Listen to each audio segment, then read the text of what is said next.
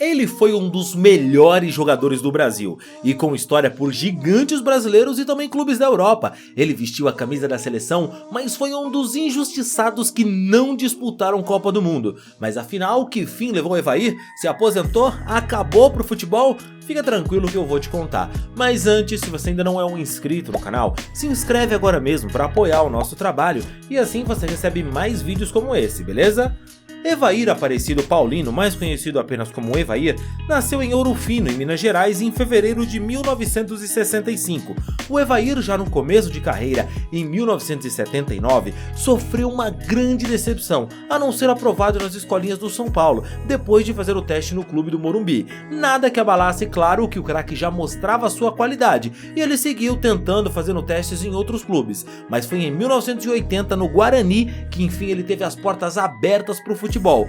Nada foi fácil, é claro, e o Evair passou por muitas dificuldades no clube de Campinas, enquanto ele fazia parte das categorias de base, e até teve ajuda de custa dada pelo clube e reduzida, o que fez ele passar um grande aperto. Só que em 85 ele estreou pelos profissionais e em pouco tempo ele mudou a sua história. Poucos sabem, mas o Evair era meio campista, e foi o treinador Lodri Sandri que o escalou como atacante. E aí você já sabe, né? Com a qualidade que o Evair tinha, jogando mais perto do gol, era um perigo para os adversários, meu amigo. Já em 86 ele disputou a artilharia do campeonato com o Careca, e ele só perdeu com um gol, mostrando que ele estava muito bem adaptado à função. E olha, o Careca só passou ele no finalzinho do campeonato, viu? Em 1988 ele teve uma passagem no futebol italiano, que era o centro do futebol mundial na época, e por lá ele jogou no Atalanta, e diferente de muitos jogadores brasileiros que passaram pelo futebol italiano e europeu e não deixaram saudade, o Evair marcou 30 gols em apenas 89 partidas, permanecendo no clube por 3 temporadas,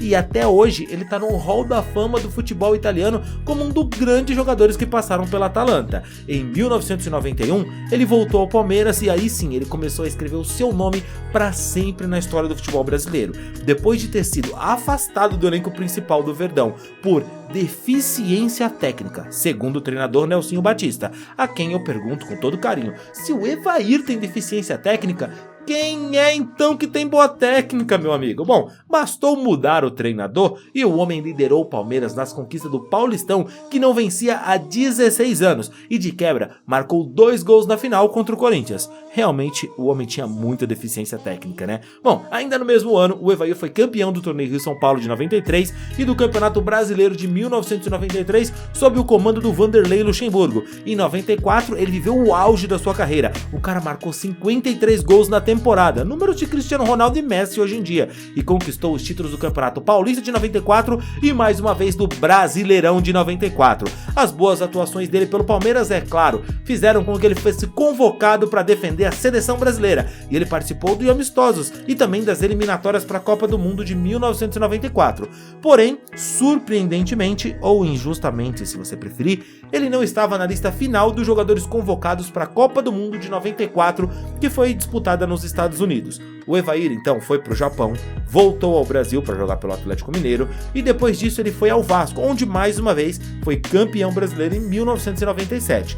Em 98, a Federação Paulista levou o atacante para a capital, isso mesmo, a federação ajudou a contratar o Evair e pagou parte dos seus salários para ele jogar uma temporada pela Portuguesa. Em 99, ele voltou ao Palmeiras, onde com o Verdão foi campeão da Libertadores da América, marcando de vez o seu nome na história do Alviverde Paulista. O Evair, depois disso, passou por muitos clubes, como São Paulo, Curitiba, Goiás, e em 2003 ele encerrou a sua carreira pelo Figueirense. Bom, e o Evair, depois da sua aposentadoria, não demorou muito para escolher a sua nova função. Resolveu tentar a sorte como treinador, e na beira do gramado, o ex-goleador passou por times como Vila Nova, Anápolis, Uberlândia e muitos outros clubes. O último clube do Evair como treinador foi o River do Piauí em 2014, onde inclusive ele se meteu numa confusão durante um jogo, que foi inclusive até preso no vestiário e dito que se ele saísse de lá, ele ia pra cadeia mesmo. O pau fechou por conta de um problema na arbitragem. O Evair não recebeu mais chances em outros clubes, acabou encerrando sua carreira como treinador. Como jogador, ele teve uma carreira de muito sucesso e conta que uma das coisas que mais pesaram pra ele foi nunca ter disputado uma Copa do Mundo, e que isso encheu ele de tristeza, pois quando ele não foi convocado para 94, para a Copa do Mundo, onde o Brasil se sagrou tetracampeão mundial, bom, Isso fez com que ele percebesse que ele não teria outra chance, e aquilo foi um motivo de grande tristeza para ele, e que hoje ele já superou o episódio, ou pelo menos aprendeu a conviver com isso. Mas e você? Se lembra do Evair como jogador? Acha que ele merecia ter jogado a Copa do Mundo? Agora eu tenho a pergunta importante, que dessa você não pode fugir. Quem é que o Parreira deveria ter tirado da convocação para chamar o Evair? Isso é importante, não é mesmo? Quem é que você tiraria? Deixa aqui nos comentários sua opinião e não esquece também do like no vídeo. Agora aqui ó, escolhe outro vídeo para você assistir e você já sabe. Eu fico por aqui, a gente se vê na próxima história. Valeu e tchau, tchau.